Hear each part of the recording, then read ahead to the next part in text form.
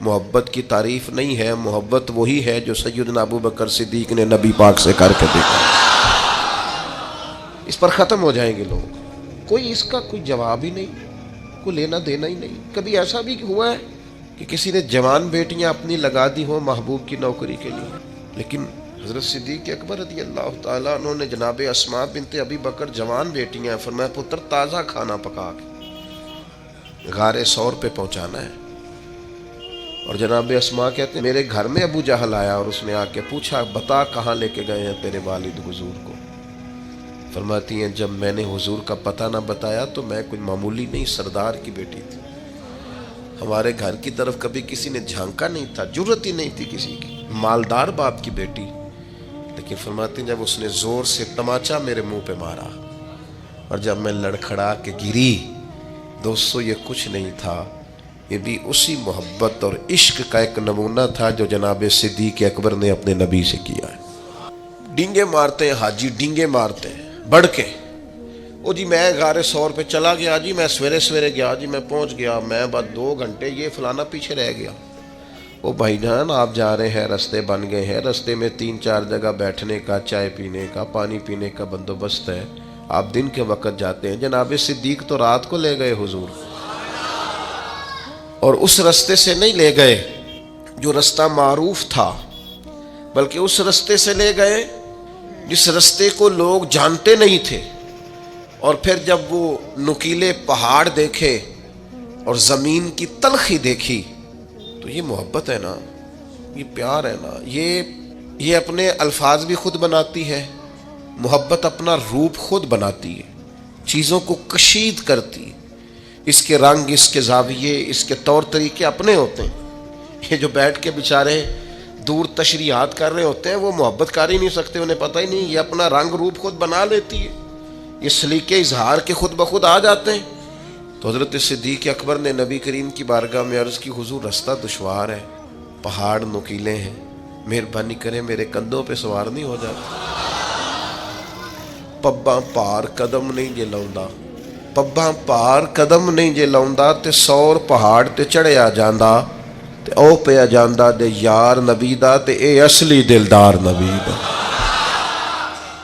تو یاد رکھیں کہ حضرت ابوبکر صدیق رضی اللہ تعالیٰ عنہ کا جو عنوان محبت ہے، اور پھر علامہ ابو نصر رحمۃ اللہ علیہ نے لکھا ہے کہ غار ثور پہ نا حضرت ابوبکر صدیق رضی اللہ تعالیٰ عنہ نے نبی کریم علیہ السلام کی خدمت میں عرض کیا تھا کہ یا رسول اللہ صلی اللہ تعالیٰ علیہ وسلم آپ رکیں پہلے میں جاتا ہوں، آپ رکیں پہلے میں جاتا ہوں، پھر آپ تشریف لائیے گا۔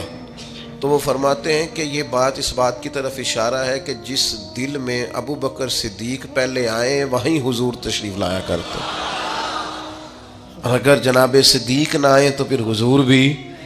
وہ فرماتے ہیں نبی پاک علیہ السلام نے چونکہ کبھی کسی کا احسان رکھا نہیں، حضور نے فرمایا چل ٹھیک ہو گیا ابو بکر سودا کر لیتے ہیں، گویا زبان حال سے سودا ہو گیا۔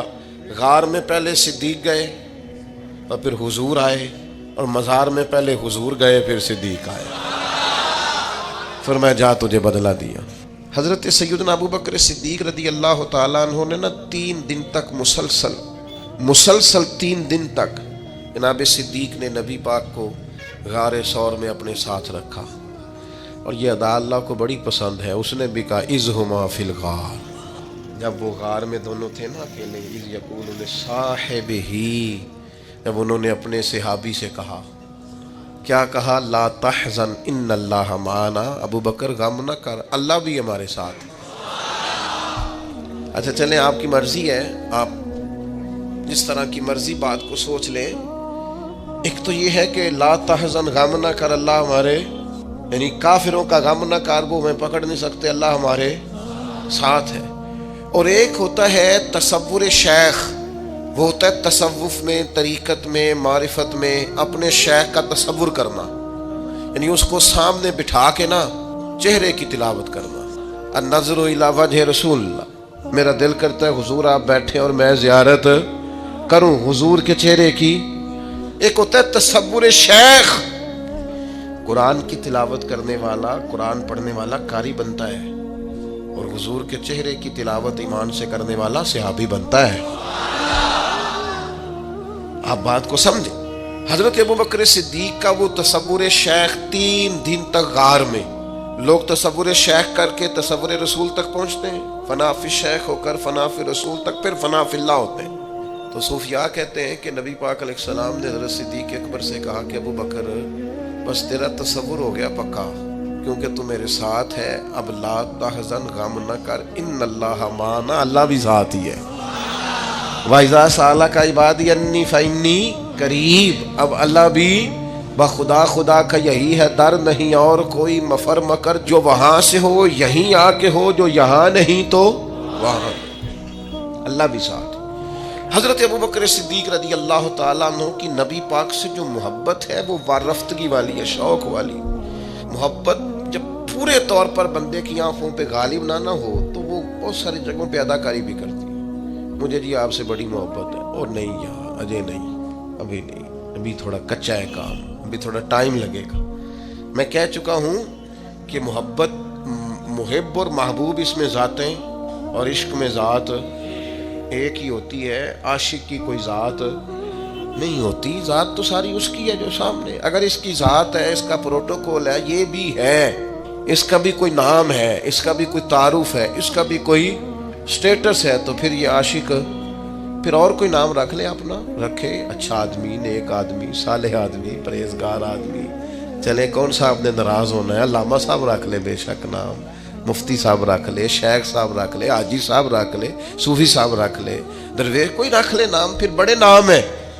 میرے عزیز، محبت کو عروج جناب صدیق اکبر نے دیا. اب دیکھیں نا، میں نے کہا کہ وہ محبت عنوان بھی قائم کر لیتی ہے، محبت کا رنگ بھی ہو جاتا ہے، محبت صورتیں بھی بنا لیتی ہے، محبت کا اپنا ایک، میں نے نا ایک دفعہ ضمناً تقریر میں ضمناً کہہ دیا برسبیل تذکرہ کہ میری والدہ کروشیے کا سویٹر میرے لیے بناتی.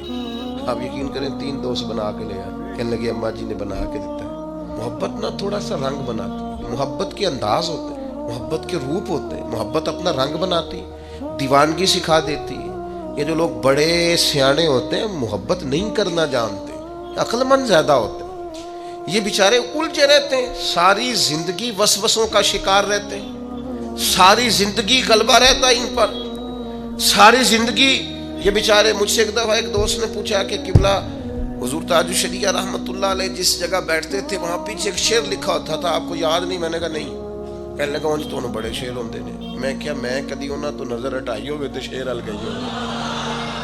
ویسے بڑے آتے ہیں اللہ کے فضل سے، پر ادھر توجہ ہی نہیں کی، لگتا تھا نظر کی بے ادبی ہے. کیسے مطلب محبوب سامنے بیٹھا ہو اور آپ بڑے پریشان ہو تو یہ ویسے ہی تھوڑا عجیب لگتا ہے. اپنے اندر یہ جو فتنوں کا دور ہے، آزمائش کا دور ہے، بحث ہی بحث، الجھاؤ ہی الجھاؤ، اس میں نا وہ ہمیں تانا دیتے ہیں. بعض لوگ کہتے ہیں صوفیاء محبت کے ٹیکے لگاتے ہیں. میں کیا انتے سی بوتلاں شروع کر لیں نے، اب تو بات آگے نکل گئی ہے، اب تو معاملہ کہتے ہیں ٹیکے لگاتے ہیں، بندے مست ہو جاتے ہیں. تو میں نے کہا یہ بالکل ایسے ہی ہے، جڑے عشق تیرے نے چور کیتے، تیرے نینا مست مخمور کیتے، اونا ہی تے دل دنیا تو دور کیتے، اونا نو بھل گیا تیرا میرا ہے. تو میرے عزیز، آپ یہ انداز دیکھیے ذرا، نبی پاک علیہ السلام کو جناب صدیق اکبر لے کے جا رہے ہیں مکہ شریف سے مدینہ طیبہ.